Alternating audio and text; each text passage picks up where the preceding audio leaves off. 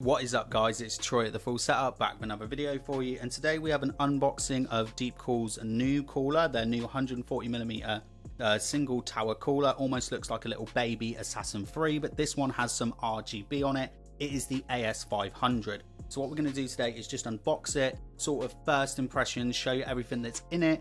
I'm then going to do an install as well on an Intel and an AM4 motherboard, just to show you how easy this cooler is to install. It's got a really nice bracket that comes with it, nice mounting system, just sort of show you all around it. I am also doing a full review with sort of thermals as well, and they should all be going live on the same day because I'm currently under, I think, NDA for this one, so I can't show this one off till later in October, but I'm actually getting this footage in September. So for this video, I don't know the price. I'm waiting for them to come back on me, but I imagine it's going to be somewhere between 40 to 50 pounds. I think that's where it's got a slot in. It can't really be any more, because then it makes more sense to buy like the Assassin 3 or the Noctua NHD, whichever it is. Totally forgot, but really interested to see this. I'm very interested to see this because I know how well these fans perform on the Assassin 3. I was really impressed with it. It trades blows with Noctua. I was one of the few people where the Noctua was a little bit better for me, just like 1 or 2 degrees, and some other reviews the Assassin one by a few as well. So they're on par. That's what I'm going to say. As you can see here on the box, we've got Aura Sync. It does the Razer Chroma RGB, Gigabyte RGB Fusion, MSI Mystic Light, which I'll be testing out in the review as well, because I've just bought a B550 Tomahawk motherboard, and ASRock Polychrome. Can sync this as well with all of the other Deepcool RGB devices, but they're going to be the A-RGB devices. As always, my boxes from Deepcool do seem to come a bit battered because they come all the way from China just in bubble wrap. So yeah, be nice to have, like, you know, a really clean looking box. 220 watts TDP. It's got a height of 164mm, so you are going to have to check that out. It's going to be tight fit in my case. I'm a bit worried that it might not be able to fit. 100% RAM compatibility. We'll be able to test that in a second, because I've got a motherboard with 4 sticks set up on me to the side. PWM, low noise. There is just the dimensions there of the cooler. And then we have, focus here on the specifications. So it weighs just about 1 kilo, I think. Yeah, 1,030 grams. We've got the dimensions of it. 140mm fan. We already know it's 164 in height. 70 CFM for the fan. Now the fan is something that I'm interested in, because it says 500 to 1200 RPM, and I was expecting it to be the same as the Assassin 3, which I've got over here. I'm going to get it in shot because it's a beast. I really need to put this back in the system. Actually, I love the Assassin 3 cooler. They go to 400 and 1400 RPM, but you do get low noise adapters, so I don't know if they've maybe just built that in, felt that you didn't need the extra, because to be honest, I didn't actually get that much cooling out of the Assassin when I pushed it a bit more. And yes, these are 3-pin addressable RGBs, so you need to check that your motherboard supports addressable RGB headers. Okay, the 5 volt won't work with the conventional 12 volts. So 5 volt are the ones that show multiple colors at the time. 12 volt are the ones that only show one color at a time. So we have the accessory box here. Let's have a look at that first, which we'll sort of get to when we have a little look at this box. So loads of stuff in here. So here we go. Should we just start with the RGB stuff? Actually, I need to grab something first to show you. That's the CF box. Put this to one side over here, because that will come into play in a second, because I know it hasn't got one in the box. So in here you have 2 options. Number 1 is the included controller if you don't have digital headers. Get some focus on that there. It has got some sticky on it, but basically you have a plus and minus in it for effect, and the middle button is brightness, and that plugs in by an eSATA port that you can plug in on your power supply, and then this one goes to the cooler, this little cable here. But for the rest of you, if you do have digital RGB headers, you're going to use this cable. So this cable would plug into the CPU cooler. Don't know if you're going to be able to make that out here, but it's a 2-pin, misses a pin, 1 pin, and then this is older one. This is the Gigabyte. It's called their VDG header. Okay, so basically Gigabyte did this, Asus did that one, and then everyone started using the same one as Asus. So Gigabyte now use this one as well. But I really love that they still include that, because it is on a few motherboards.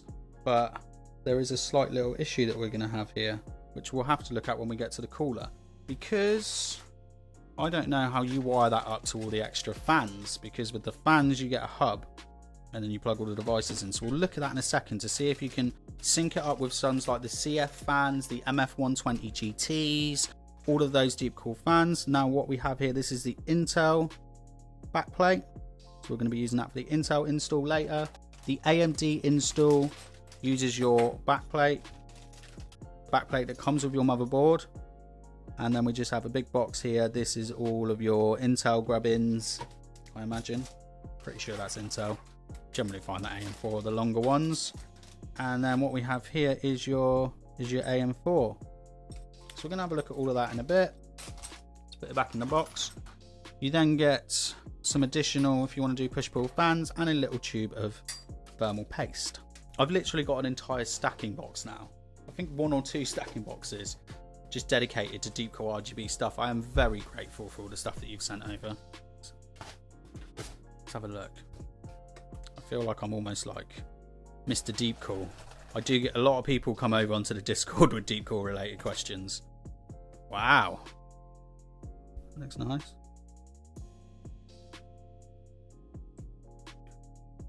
How many heat pipes have we got here? 5? Is that 5 heat pipes? Big chunky buggers. Now, it does look nice. I would have liked to have seen them taking the, making the cooler all black as well. I think that was when the Assassin 3 originally came out, you couldn't get the black notchers. So I did say that I preferred the look to these to notchers, especially with the brown fans into account. But when you want to build that blackout non-RGB PC, I think they got it. Nice big fin stack there. You can see the pipes going all the way through. Now, this is the top. It's just going to have RGB that lights up around the side. You've just got, essentially, it's going to be lit around the side. I would have liked to see them put something in the middle, like the Gamerstorm logo, or like what they did with the GT. I feel like it needs something in here. I feel like you've missed something there, and I don't know why. But here are their fan blades. Looks good. I do like those fans. Deepcool, there's some of their non-RGB fans, like they've done these ones, and some of their 120mm fans are incredible. So then what have we got that comes out of here? Because this is where let's just say you've only got one A-RGB header, okay, which means you're going to have to plug some hubs into each other. You're going to have to use some splitters. Let's talk about the options you got, because you're going to want to sync it up, so you're going to have more than one device, most likely. So I'm not going to unwrap one of the cables. So that is the PWM header. So that's the one that you're going to put into your, your CPU header. I really don't want to scratch this desk. It's an IKEA one. It scratches really easy. Coolers I dread. But this is the cable that you're going to need to use. This is the one that plugs it into that controller.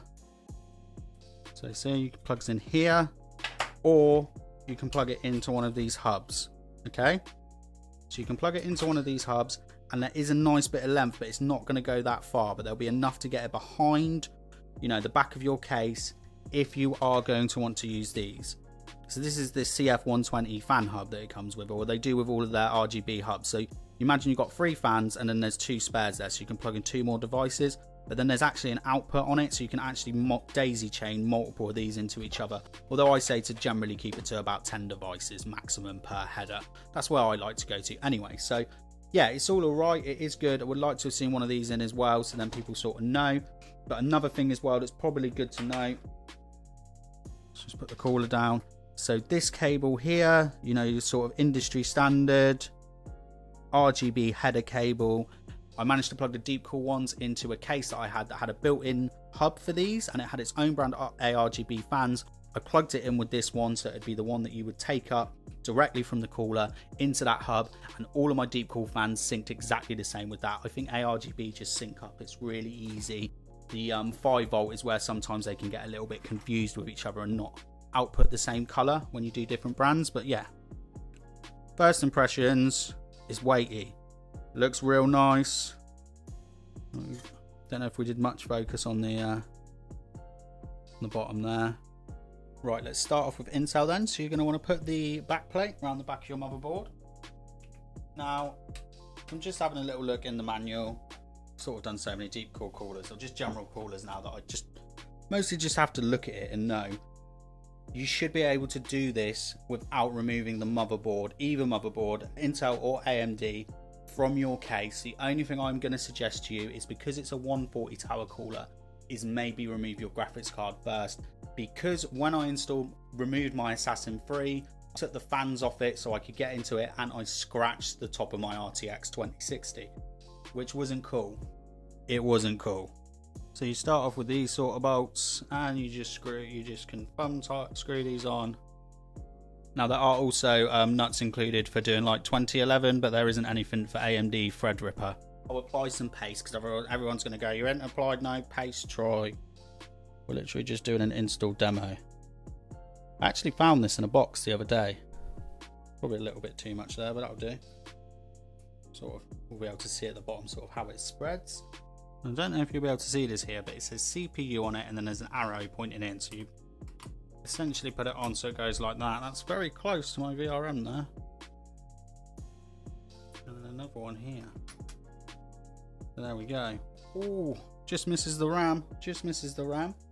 And then you want to take the 4 little nuts and sort of screw these into position. A lot of this you can pretty much do it all finger tight. You can go around with a screwdriver afterwards, but one thing that I like to do is, if you're doing an install before you put it in the case, I like to give it just a final tighten once I got it in the case, because what I've often found is that motherboards can just bend just a touch and you sort of freak out, but it's just because you've over tightened everything a little bit. It's just a little top tip from Troy there. We're going to put the cooler in now. If you want to remember which way the cooler was, although it probably shouldn't matter, when I took the fan off, you can see that little cable there. So let's see if this is the way. Oh, yeah. There we go, cooler into place.